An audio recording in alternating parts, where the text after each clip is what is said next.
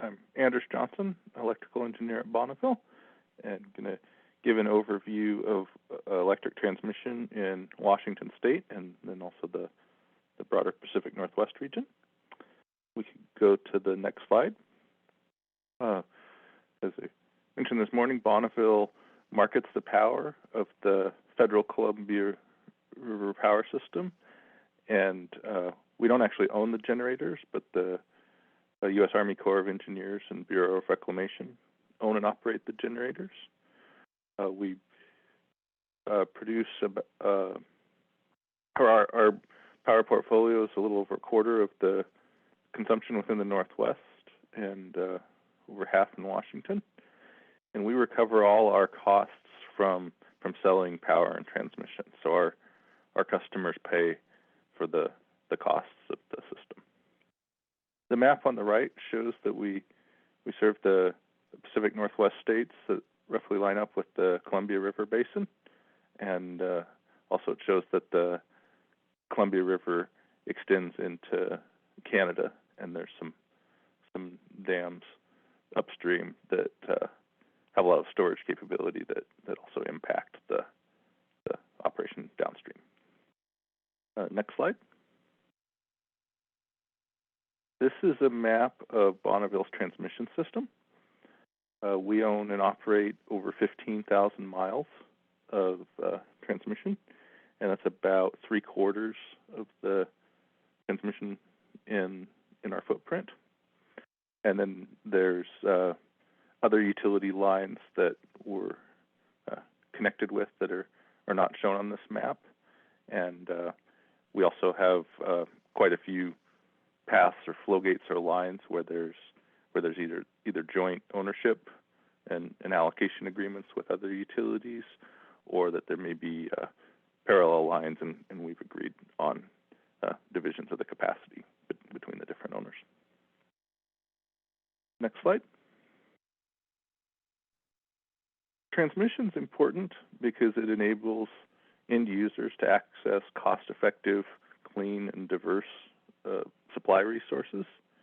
And as we've been talking about, it's important for the low-carbon energy future while still keeping the lights on and preserving high levels of reliability. The next slide, please. This is a map from the Northwest Power and Conservation Council.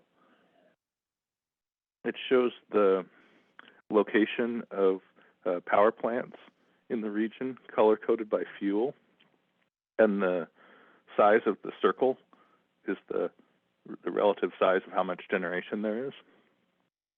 So you can see all those big blue circles along the Columbia and the Snake River that show just how much hydro capacity we have in the region.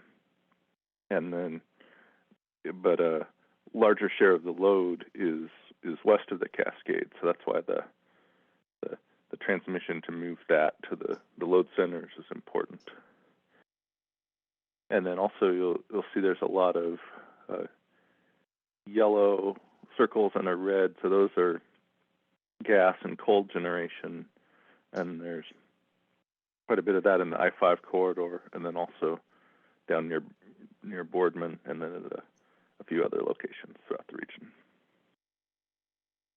Next slide. So there's several examples of benefits that we realize from having the transmission system that we do today that takes advantage of the diversity between the loads and the resources. How demand may peak at different times of the year or different times of the day in different regions, and then the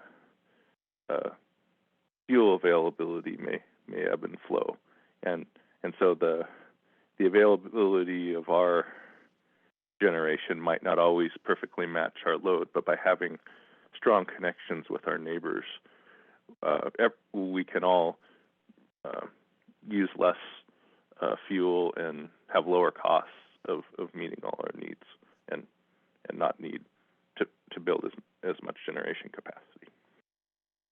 So One of the biggest examples is the Pacific Northwest has surplus hydro during the spring runoff when the snow melts and there's a lot of water flowing down the river. The hydro generation is very high, but the temperatures are often mild, like in May or a normal June.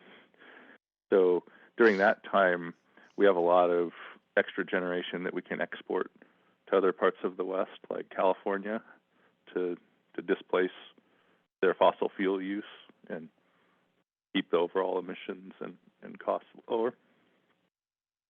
Then on the flip side, if we have an extended cold snap during a dry winter, that's a much more stressful condition for our system where we have high demand. I mean, we probably we might not have much wind generation blowing under some of these conditions either when we've got a big cold front parked over the region and the hydro output may be low. So we can import from some of our neighbors who are summer peaking and may have extra capacity available at those times. The emerging pattern we're seeing in the last few years, and we expect to get stronger every year, is because California is building so much solar every year, and they're building more solar than they're building storage. So they have a lot of surplus in the middle of the day, especially in the spring and summer when the days are longer and it's sunny. But then they're short on generation at sunset. So we're seeing where the flows on our system have already shifted because of that, because the hydro plants in the Northwest, to the extent they have flexibility, may generate less in the middle of the day. You use some of the energy from California to serve loads, and then use what water we have to generate when there's higher net demand as the sun goes down. Then with wind, we have a lot of the existing wind fleet concentrated kind of near the Washington-Oregon border, in the eastern part of the Columbia Gorge, and then up along the lower Snake River. So that may tend to ramp up and down at the same time, but it may have a totally different profile than the wind in Montana or Wyoming or California. So if wind goes up one place but maybe down in another, by having transmission between the areas, we can smooth that out. Next slide. So reliability and safety are extremely important to transmission planners and operators. And the purpose of this slide is really to give some insight into how the needs for reinforcements are identified. So what's going through the planner's minds for why they say a new line might be needed or not. And there's standards on the performance requirements for the transmission system that all the utilities are required to follow.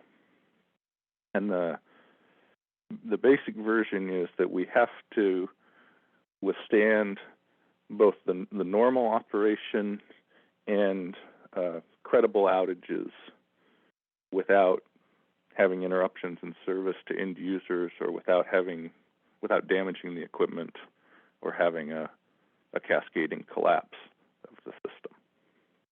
So we need to make sure that all the lines and the transformers stay within their ratings in terms of how much current is flowing through, and that also the system doesn't go unstable.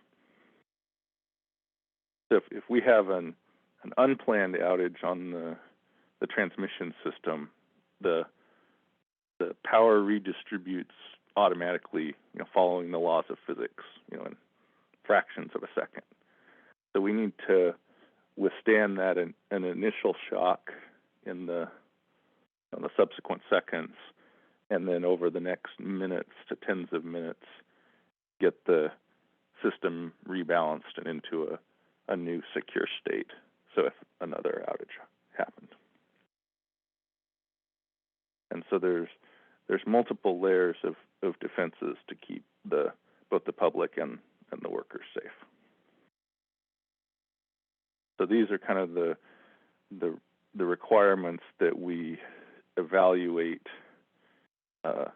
things like the load growth forecast or service requests from customers against, to make sure that if we're looking out for at least the next 10 years, that we can meet the acceptable performance to keep everything safe and reliable.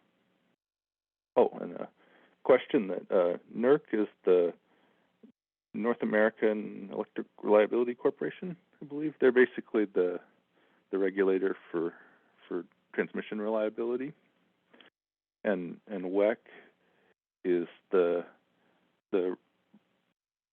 regulator for the Western Interconnection.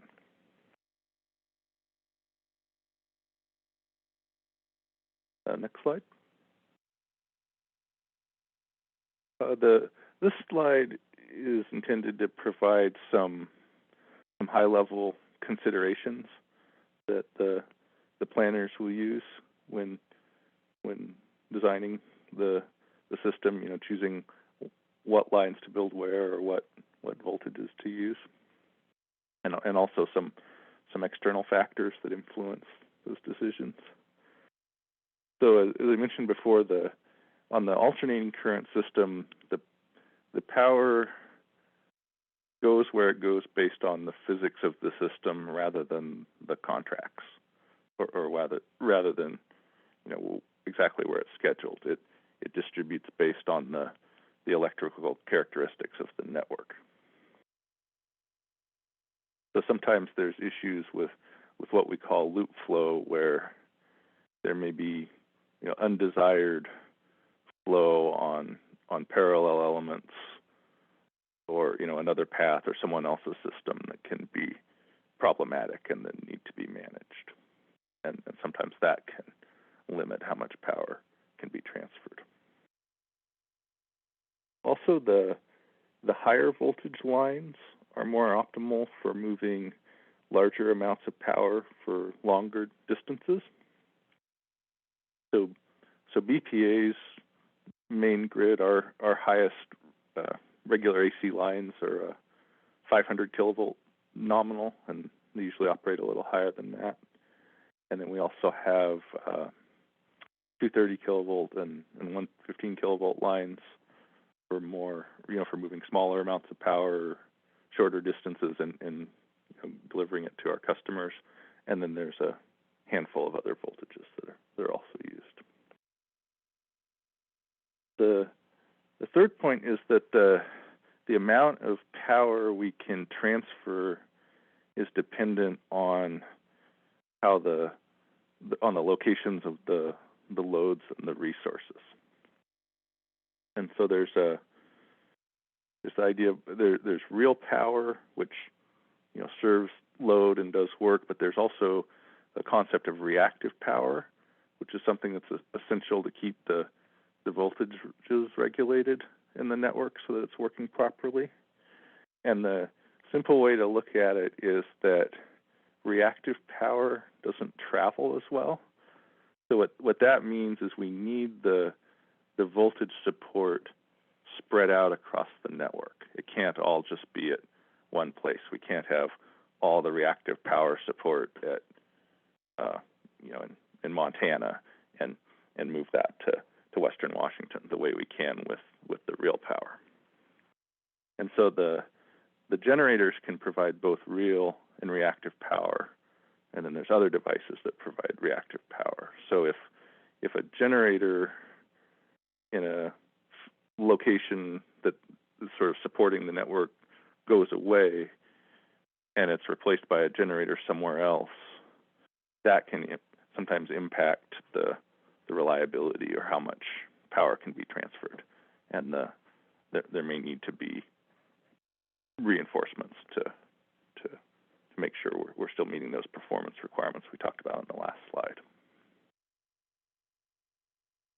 Then The last one is what called the too big to fail issue. That we need to be able to withstand the loss of any element, like a line. There could be. We have to assume there could be a forced outage at any time. Lightning may strike, or so. So even if we had a conductor that could carry an infinite amount of power, we'd still only be able to transmit a finite amount of power if the outage of that lines would overload the neighboring lines. So when we look at back to the previous presentation, if we look at expansions to other regions and bringing in more, how much more power could we import? It would kind of depend on the severity of the outages, and so the planners would have to test the outages and would come up with what the new ratings or the new transfer capabilities would be of potential upgrades, and then those could be tested in the economic models to see if they would be cost effective or not to being able to access the lower cost generation. Go to the next slide. This is a map of some of the known constraints that exist today on BPA's transmission system. So a flow gate or a path is basically just one or more transmission facilities that are operated in a coordinated manner and monitored for congestion management. So it's a group of lines where we basically monitor the total flow on all the lines in the flow gate, and then we make sure that the observed or the expected flows don't go over what the limit is. So there's some flow gates that are in the east to west direction, like cross cascades north and cross cascades south. And then there's some flow gates that deal with north to south or south to north transfers. So like north of Echo Lake is a south to north flow gate, south of Custer is a north to south flow gate. And so it's different conditions or different times of day or the year when that might be most stressful for the different flow gates. So the planners will look at different seasonal conditions. So we'll use computer simulations of like a winter peak or a summer peak or spring off peak, for example, and we'll look at different generation patterns, like if the wind is off or the wind is on, and test to make sure that the flows are within the limits. But an important takeaway from this is that, especially as we talk about moving to the 100% clean and adding many new gigawatts of resources, there's constraints that will emerge that aren't shown on the map because we haven't seen the congestion yet, so we haven't defined a flow gate. But if someone proposed to build a 5 gigawatt offshore wind plant, off the coast, we would then probably have to define a flow gate between the coast and the I-5 corridor and define what that limit is. So it's sort of an iterative process where the flow gate definitions and limits can evolve over time based on the generation and load profiles in the region. Anders, if you could take a quick look at the question that Joe put into the chat. The question is, what's the significance of these flow gates for new generation projects trying to get power from the east side resource to the west side load? Yeah, so I was going to talk a little bit about transmission service requests a bit more in the presentation, but we may have a flow gate defined like Cross Cascades North, like maybe most of the year it's not full, but there are some hours of the year, like during a winter morning or a winter evening, where we would expect that it may be full. And so that's where it's kind of a nuanced answer.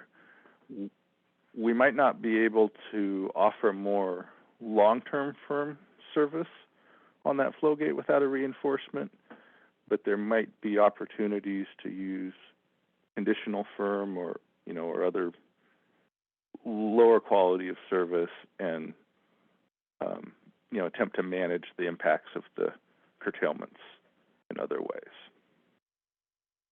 And that's where, if we're talking about the new loads, also something like electrifying transportation, where if the charging were incented to occur at favorable times, or if it were distributed more evenly across the year, that might have a different impact than if we added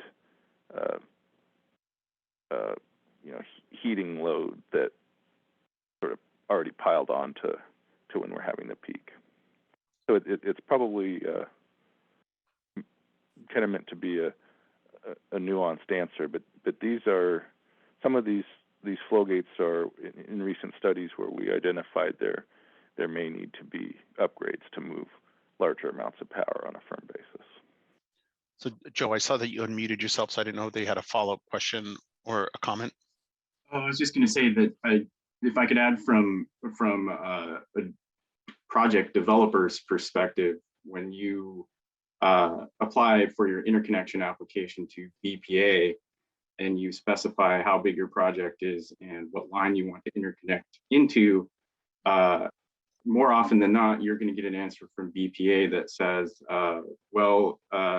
maybe we can transport part of your generation during this part of the year. And I'm oversimplifying here, but from a developer's perspective, that's bad news, because you don't have sort of a clear line of sight on power offtake and a contract to actually finance and build your project. So I'll leave it at that. Yeah. No, maybe I'll speak to that a little more as we get into it. But back to that the earlier presentation, if we're talking about doubling the demand for energy in Washington, I think we're probably talking about a larger scope of potential upgrades over the long term. Maybe go to the next slide. Yeah, and I just want to again make space here. Folks have, I'm sorry, Anders, this is Rob. If folks have any additional questions about that slide or what we've seen so far, feel free to jump in, put it into the chat, or raise your hand. I'm going to give folks just a second to decide.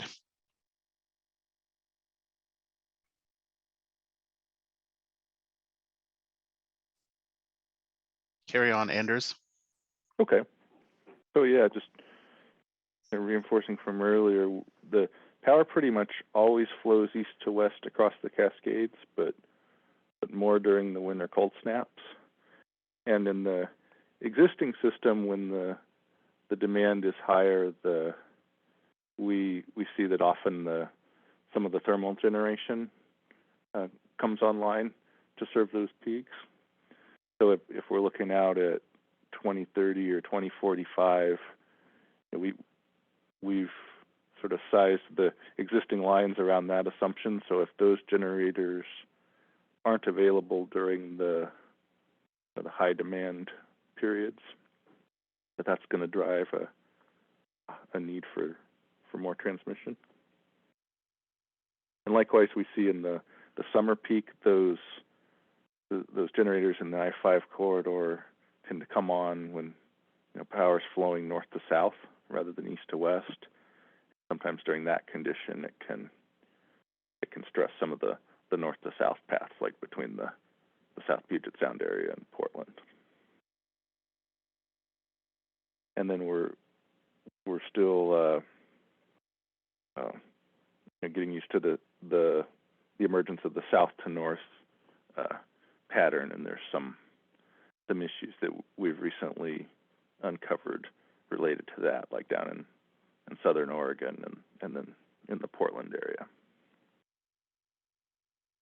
And there's a big opportunity for the bidirectional transfers between coastal and mountain states to take advantage of the load and resource diversity, including access to some of the higher quality renewables when they have it available in the winter, and also a place to send our surplus when we have extra in the spring.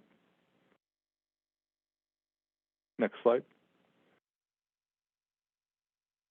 So the generation fleet transition to meet the 2030 and beyond standards is going to create both challenges and opportunities for us, because we'll be getting the capacity, energy, and essential reliability service attributes from different sources.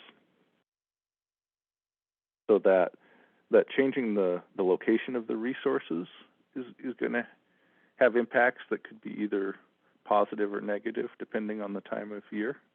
I mean, if you ask me what's the perfect place to put a generator to help the transmission system, I'd say it depends. That there is no one spot. It's different at different hours or different seasons. And back to Joe's earlier point, we're aware that the availability and cost and lead time of transmission has a big impact on which new resources get built and on the economic viability of those, and whether they can get selected in load serving entity procurements. The load growth from electrification, especially transportation electrification, is a huge new demand category, and the timing of that and the profiles of that will have a big potential impact on transmission. I think there's, as I said earlier, there's definitely an opportunity if that load can be incented to fill in the gaps in the day when we've got plenty of space and not aggravate the peaks. And one of the big questions as we shift more toward variable resources is what's going to be available in terms of storage.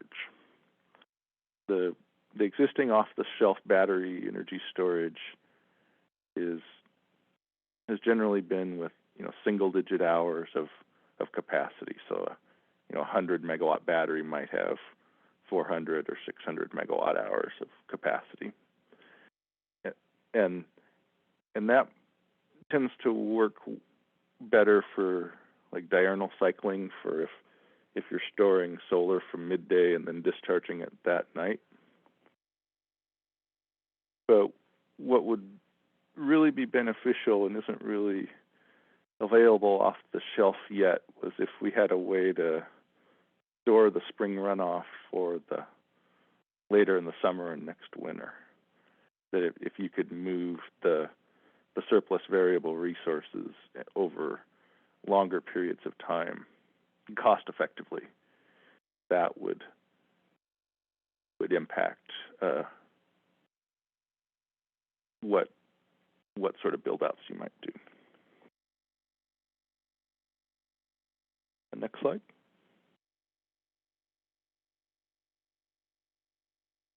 On the question of how are transmission reinforcement needs identified, at BPA we have a couple different processes for that.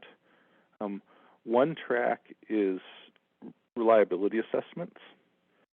So every year we're assessing the performance of our system against the NERC standards, looking out at the expected load growth or generation retirements, things like that over the next 10 years, and making sure that our our system's going to be reliable. And then if a deficiency is identified, we come up with a corrective action plan to bring us back to acceptable performance. And that can lead to projects going through the permitting process and then being built.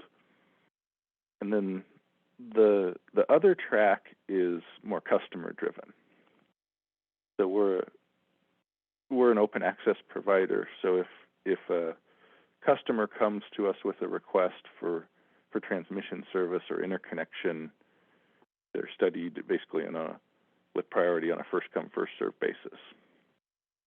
And then for the transmission service requests, we kind of pool those or cluster those and do an annual cluster study and come up with identify which requests could be offered the requested long-term firm service with the existing system, and then which requests might need reinforcements either to an existing flow gate or for another system constraint that's not part of a flow gate definition.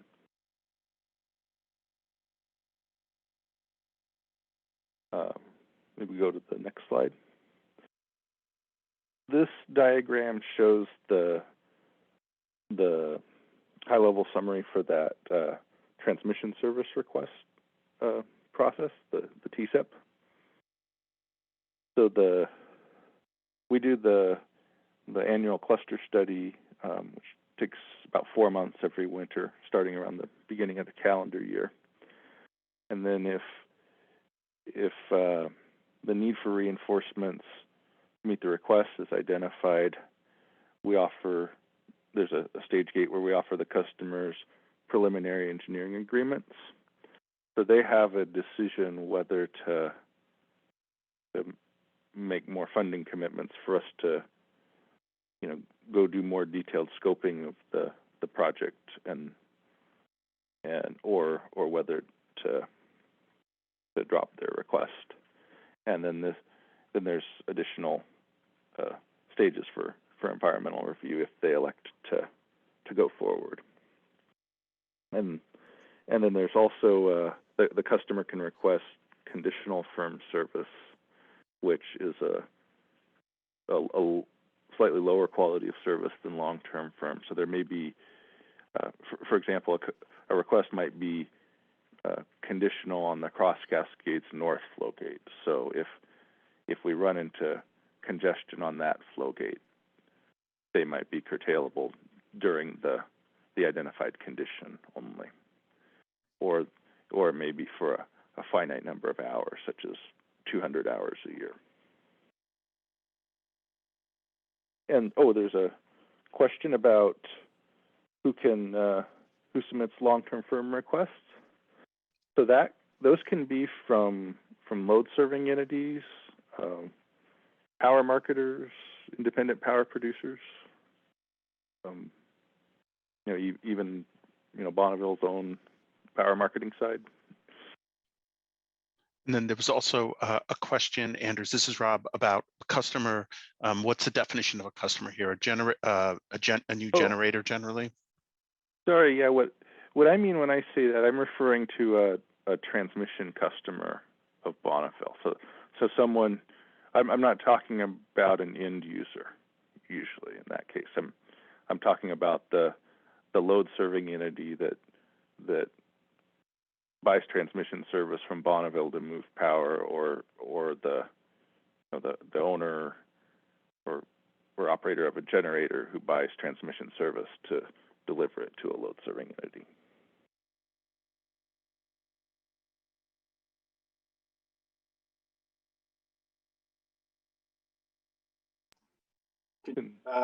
Quickly, Anders, could you address the existing the transmission service requests that exists that are not utilized?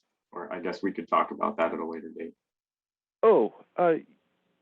Actually, why don't we go to the next slide? This and before you go to the before you go to the next slide, Nicholas, I don't know if you had a question regarding this TSEP process. Well, I do, and I don't know when would be the appropriate time to just ask this or to get information about this, but I'm just curious if at some point you could provide us some examples of what an expansion is. I'm assuming it's not just adding new lines. It might be capacitors, it might be other activities, but I think that a lot of people on this call are not nearly as knowledgeable about this sort of thing as you are, and so just a sense of what the different types of projects might look like. Yeah, I'd be happy to get on to maybe I'll take that after this other slide, and we'll go back to the map when we talk about that. Sounds great. Thank you, Anders. So I'll try to answer Joe's question a bit, building on this slide. This is a summary of what sources were behind the requests in our most recent cluster study, and we're now in the early part of the next cluster study, and we're kind of seeing more of the same, where it's basically thousands of megawatts of proposed renewable resources is what seems to be the bulk of the requests for new service. And those are overwhelmingly wind and solar, onshore wind east of the Cascades. Although I think we may just be starting to see offshore wind start to show up too. And one of the complications is that we still have a lot of long-term firm commitments related to delivering fossil fuel generation to loads in Washington and Oregon. So there's sort of a timing issue where the wind and solar, we're getting requests for service for those, but there's still transmission being encumbered for coal and gas.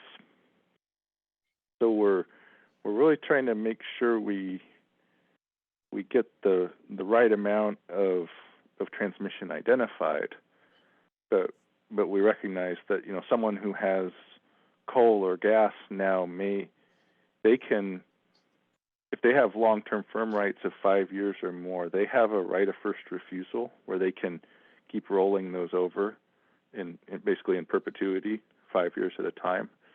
They might replace their fossil fuel generator with a renewable generator in the future and reuse those transmission rights if it's in a similar location. Or they could request to redirect that service and pick up a clean resource from a different location. So who are usually the ones that have this firm load contract? Are they utilities? We have a lot from utilities, from load serving entities, but we also get a lot of requests from independent developers or marketers.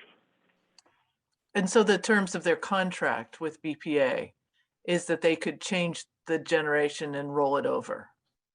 They can, if they want to change the location of where they pick up or deliver the resource, they have to request that. But if they want to build a new generator that basically comes into our system at the same spot, then they can use the same transmission. Okay, thank you. And this is Rob. And so, Anders, we have about probably I know you have several slides up. Maybe we could shoot for 10 minutes to get through the slide deck, because I want to make sure that I leave time for Joe to talk about the siting process. But I also wanted to make sure that you answered Nicholas's question as well. I'll get to Nicholas's question now. If we could go back to the slide with the flowgate map. It's several slides back. So when you asked about what do we mean when we say a transmission reinforcement. If we're fortunate, sometimes it's a relatively small fix in the grand scheme of things. That, for example, if a transmission line is overloaded, there was one case I had worked on several years ago. It was almost a 90-mile transmission line, and it was just a couple miles that had a lower rating than the whole rest of the line. So we were able to go upgrade the conductor or raise the towers on just that smaller part and raise the capacity of the whole line. Also, sometimes we're able to add relatively low-cost substation equipment, and by relatively, I'm talking like millions to tens of millions rather than hundreds of millions or billions, and that may mitigate the limiting outages or improve the electrical performance.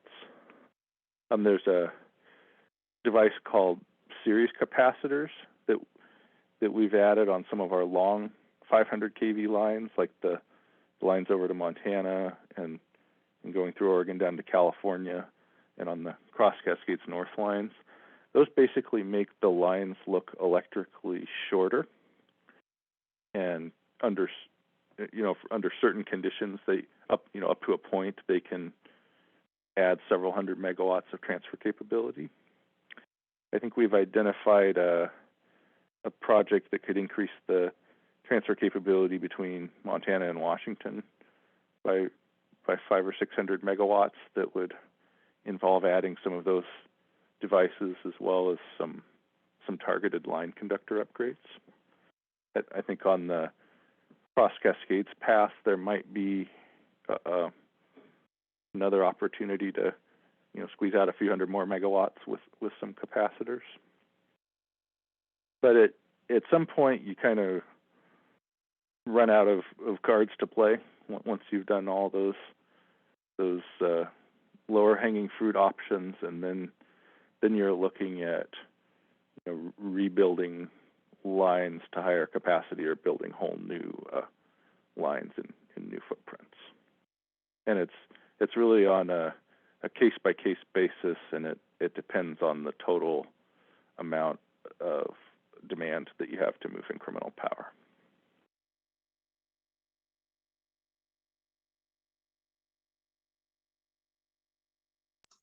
Thank you. Great. Susan, maybe you can go to the pie chart slide. And there are a couple of questions here. A question, Anders, is do you have a ballpark on what's the percentage of new interconnectors on this 1540 megawatt site that don't materialize? So is there a sense of what the uptake is here? Hey, let me clarify what that is. Sometimes there might be a developer of a new generating plant, and they haven't got a firm commitment from a buyer yet, but they want to bid into several different utility requests for proposals, and they might need to demonstrate that they have transmission service. So they might have a 100 megawatt project, and they might submit 3 100 megawatt requests from that same point of receipt to 3 different points of delivery, and they let us know that they only intend to take one of them, and they'll decide once they hear back from Bonneville on whether the service is available, and if they get reach a agreement with a buyer. So that's basically just what was intended there, is that we're really trying to get the right amount of transmission that's needed, and to the extent the information's available, try to avoid the double or triple counting. And so we have what we call a data exhibit, where we ask the transmission customer to provide some information on how they intend to use the transmission. Thank you, Anders. And then another question is, when you say there are upgrades that can make the lines look shorter, would another way of saying that be that there are fewer losses in the path? I'll get a little technical here. The lines have a series resistance and series reactance. So the series capacitor reduces the series reactance. So it reduces the reactive power losses and improves the voltage and the stability performance, but it doesn't tend to reduce the real power losses. Sorry if that's a little Great. Thank you, Anders. technical. But if the path is voltage stability limited, then that's where having the capacitor can increase the transfer capability. And if it's thermally limited, it may be less likely to do that. So that's why these studies take months to do these cluster studies and test these different options and against all the outages and see if they're actually going to work or not. Great. Thank you, Anders. Okay, why don't we move on? Okay. I can go through the next couple slides kind of quickly, but That'd be great. The main point here is that interconnection of either generation or load is a separate request process from transmission service. So they're separate queues and there may be separate requirements, but basically for generating plants that are 20 megawatts and up, Bonneville has a large generation interconnection procedures, and there's a series of studies where there's a deposit and the customer has to put down, and then they fund the actual study costs, and then we identify a plan of service that would be required to interconnect them to the grid. And then that's kind of parallel and separate from that earlier process we talked about the transmission service requests. And then the next slide just talks about for smaller generators, there's I think the study amounts are a little different. Next slide. And then this was the last one I had, that just talking about categories of ways of grouping what kind of reinforcements that we might need to move to the clean energy future where we're 80 to 100% carbon free. So one category is just getting the generation, if we have large renewable power plants in rural areas, getting those onto the main grid through the interconnection process, and then through there may also be some constraints for transmission service that aren't captured by the flow gate maps. So we might have sometimes we'll have a 600 megawatt solar plant want to connect to a rural 115 line that can only carry 100 megawatts. So basically we'll need to it may need to go to a location that's electrically stronger and has higher capacity. So once those are on the grid, then we need to get it to the demand centers, which the largest load centers in the region are west of the Cascades, and a lot of the existing and proposed generation is east. And related to that, we have bottlenecks within the I-5 corridor, both south to north and north to south at different times. There's places where there aren't as many lines in parallel, and so the capacities are lower. So managing those flows is an issue, and that's something that's come up in some recent cluster studies about for requests that we're trying to move from east of the Cascades to load centers west of the Cascades. It's not just the Cascades Pass itself; it's within the I-5 corridor too. We need to have robust transmission. And then finally, the ties with our neighbors to access diverse resources and loads.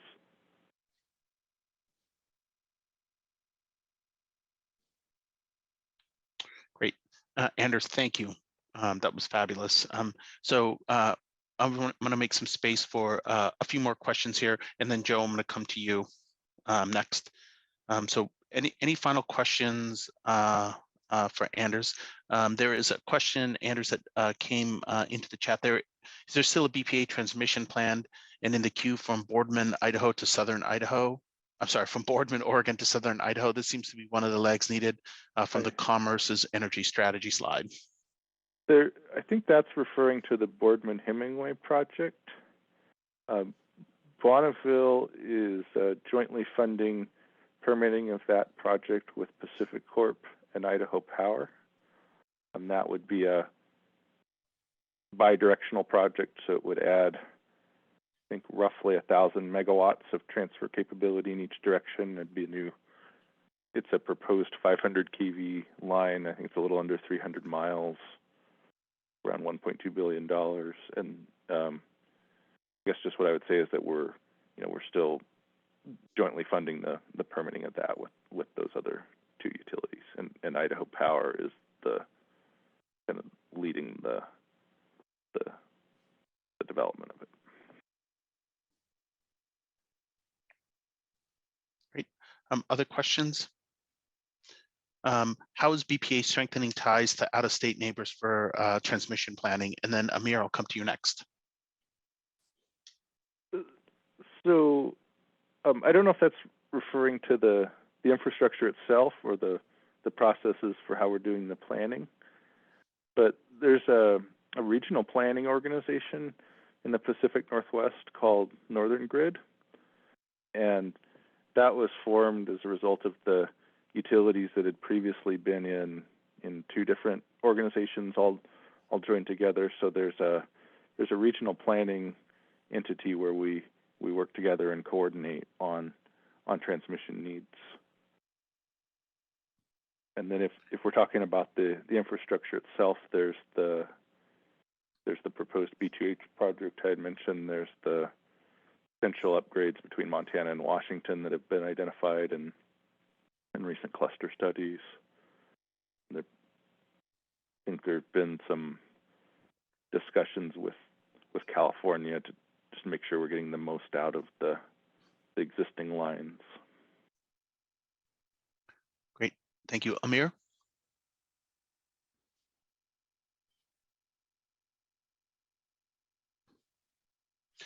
It looks like you have to unmute on the Zoom interface too. Thank you. Thank you so much. Anders, when you're talking about removing bottlenecks within the I-5 corridor, I just wanted to know for clarity, are you talking about generally regionally, following the alignment of I-5 and not necessarily contiguous to the actual I-5 right-of-way? I'm basically talking, I use that term kind of loosely, basically from the Canadian border down through the Willamette Valley. That Flowgate map earlier had some known constraints like south of Custer, north of Echo Lake, Raver Paul, and south of Alston. Those are some of the ones that have recently been have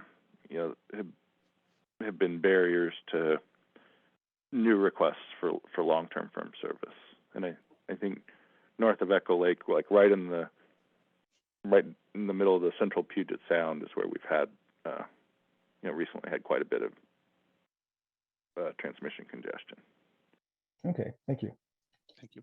Stu, you're going to have the last question, and then we're going to switch to Joe next. Great. Yeah, just checking, Anders. You heard Glenn talk about a doubling of electricity demand, over the say 25 years here, and it sounds like is BPA currently planning on the transmission expansion to meet that, or is it sort of waiting for that to start, the demand to start come for that, or how is that working? Yeah, I'll give maybe a bit of a nuanced answer to that. Our system assessment processes for reliability that look out 10 years based on the load forecasts that have been supplied by the load serving entities don't have that magnitude of increase yet. And maybe that's because some of the demand might show up in years 11 through 30. But in my group in long-term planning, we're also doing some scenario analysis, maybe at a higher level with a little less temporal granularity, looking out at some of the potential impacts of those big changes.